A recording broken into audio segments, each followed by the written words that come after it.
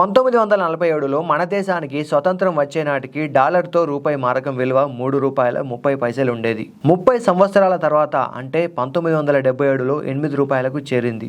తర్వాత 30 ఏళ్లకు అంటే 2000లో ₹40గా ఉంది. 2020లో 73, 2021లో 74, 2022లో 82, 2023లో 83, 2024లో ₹83కు బలహీనపడింది. తాజాగా 2025 డిసెంబర్ 1 నాటికి ₹90కు రూపాయి పతనమైంది. ఇక్కడ ట్విస్ట్ ఏంటంటే ప్రస్తుతం డాలర్ వాల్యూ తగ్గుముఖంలో ఉండడమే. 2025 మొదటి 6 నెలల్లో డాలర్ వాల్యూ దాదాపు 10% పడిపోయింది. పడిపోయిన డాలర్ వాల్యూతో పోలిస్తేనే మన రూపాయి 90కి చేరింది. మరి డాలర్ వాల్యూ గనక పుంజుకొని ఉంటే మన రూపాయి ఎప్పుడో సెంచరీ కొట్టుండేది.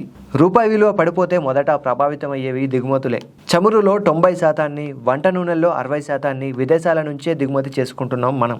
దీంతో పెట్రోల్, డీజిల్, వంట నూనెలు, ఎల్పీజీ ధరల భారాన్ని మోసేది పేద మధ్యతరగతి ప్రజలే. మరి రూపాయి విలువ ఈ స్థాయిలో పతనం అవడానికి కారణాలు ఏమనుకుంటున్నారు? మీ అభిప్రాయాన్ని కమెంట్ చేయండి. ఈ ఇన్ఫో నచ్చితే ఒక్క లైక్ కొట్టండి. ఇలాంటి అప్డేట్స్ కోసం మా ఛానల్ని సబ్స్క్రైబ్ చేయండి.